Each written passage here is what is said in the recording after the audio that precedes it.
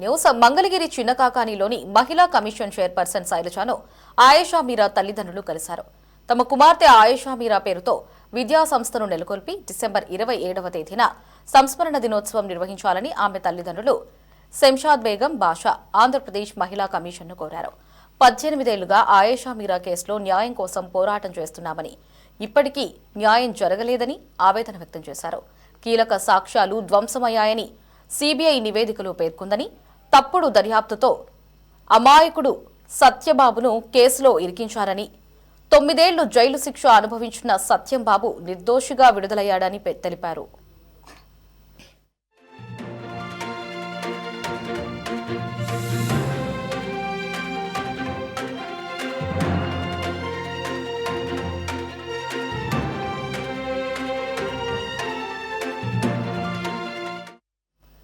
ఇక అసలు నేరస్తులకు శిక్ష పడాలన్నదే తమ డిమాండ్ అని ఆయేషా మీరా తల్లిదండ్రులు శంషాద్ బేగం బాషా అన్నారు.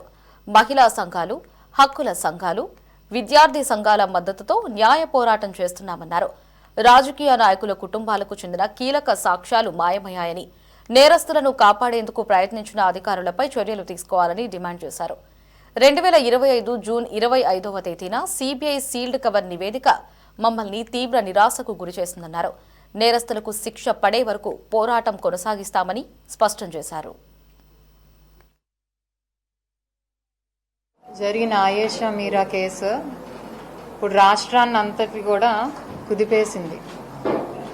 నేటితో ఈ రోజుతో 18 సంవత్సరాలు గడిచింది. ఆ పాప చనిపోయి డిసెంబర్ 27 18 సంవత్సరాలు. సో 18 సంవత్సరాలు గడిచినా మాకు న్యాయం దొరకలేదని చెప్పి ఈరోజు రీప్రజెంటేషన్ ఇవ్వటానికి వాళ్ళ అమ్మ నాన్న వచ్చారు.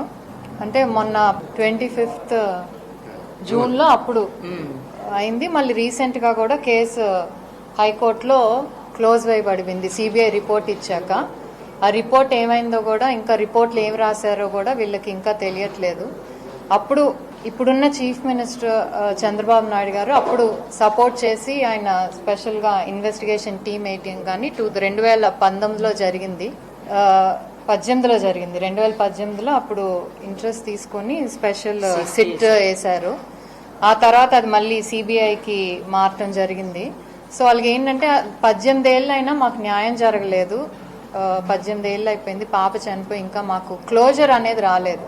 అలాగే ఇన్వెస్టిగేషన్లో భాగంగా అంటే సెకండ్ టైం మళ్ళీ బాడీని తీసి ఇన్వెస్టిగేషన్ కోసం అని ఎగ్జ్యూమ్ చేశారు.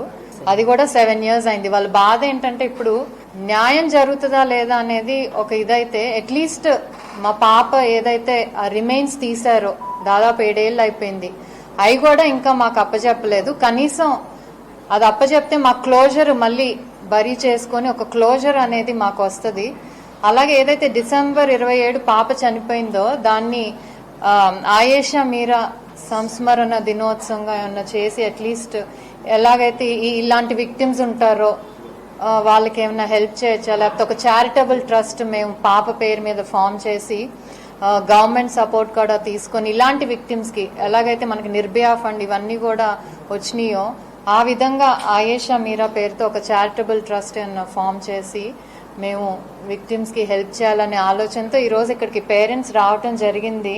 సో వాళ్ళు వచ్చిన ఏదంటే అట్లీస్ట్ మాకు న్యాయం జరుగుతుందనే భరోసా పోయింది. అంటే ఏదైతే ఇన్నాళ్ళు ఇన్వెస్టిగేషన్ గత 5 yearsలో ఏదైతే జరిగిందో అట్లీస్ట్ మా క్లోజర్ అనేది కావాలి. ఒకటి పాప రిమైన్స్ ఇప్పించేయాలి, ఇంకోటి చారిటబుల్ ట్రస్ట్ అయితే ఇంకొకరికి ఇలాంటి విక్టిమ్స్కి మేము ఆదుకోగల అండగా ఉంటాం అనేదితో వాళ్ళు ముందుకు వచ్చారు. సో డెఫినెట్లీ ఈ విషయాన్ని ముఖ్యమంత్రి గారు ఎందుకంటే అప్పుడు అండగా నిలబడ్డారు ఆయన. ఆ తర్వాత ఆయనకి అప్డేట్స్ మరి ఏవి ఉండుండవు. సో వీళ్ళు అట్లీస్ట్ వీళ్ళ పేరెంట్స్ని తీసుకెళ్ళి వాళ్ళకి కావాల్సిన క్లోజర్ అనేది కమిషన్ తరపు నుంచి మేము ఏం చేయగలమో చేసి వాళ్ళకి అండగా ఉంటామని చెప్పి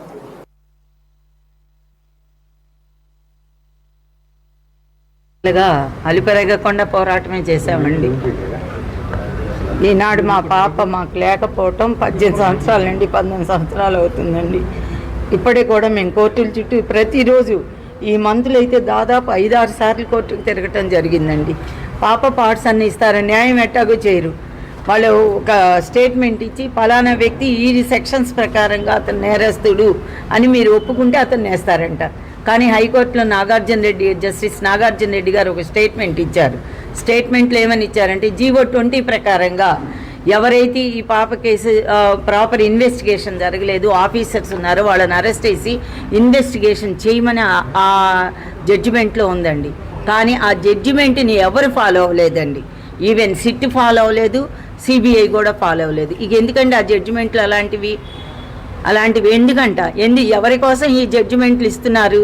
మళ్ళీ అతనే వేయాలని మేము కాదు అని నేను ఆ రోజు మహిళా సెషన్స్ కోర్టులో నేను రిటర్న్గా రాసిస్తానని గవర్నర్ జడ్జి సుధ గారికి చెప్పానండి.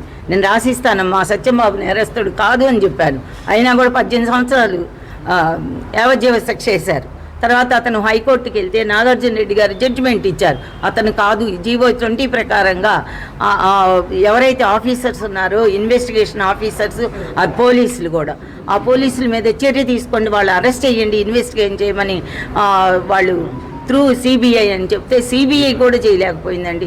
అంటే దర్యాప్తు సంస్థలు కూడా ఇంత చెత్త విధంగా ఉన్నాయని ఎవరు నమ్ముతారండి? ప్రజల్లో ఎలా వెళ్ళిపోయిందో మా పాప కేసు తెలుసా అండి? ఇందులో నేరస్తులు రాజకీయ నాయకులు, డబ్బున్న వాళ్ళు కనుక ఉన్నట్టే పోలీసులు కానీ దర్యాప్తు సంస్థలు కానీ పని చెయ్యవు.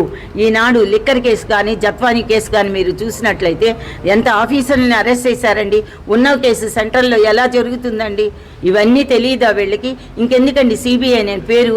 మా ప్రజలు కట్టినటువంటి పన్నుల ద్వారా వాళ్ళకి జీతాలు సమర్పిస్తుంటే మాకు చేసే న్యాయం ఏంటండి వీళ్ళు?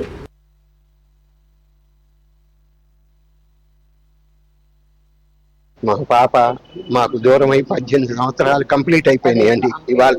ఇవాళ డిసెంబర్ 27 అండి. ఇవాళే మా పాప మాకు దూరమైన రోజు. అందువల్ల మేము మహిళా కమిషన్ ఇవాళే ఎందుకు వచ్చామంటే మేము ఒకటే అనుకున్నామండి, మాకు న్యాయం జరగదు, ఎవరు న్యాయం చెయ్యరు.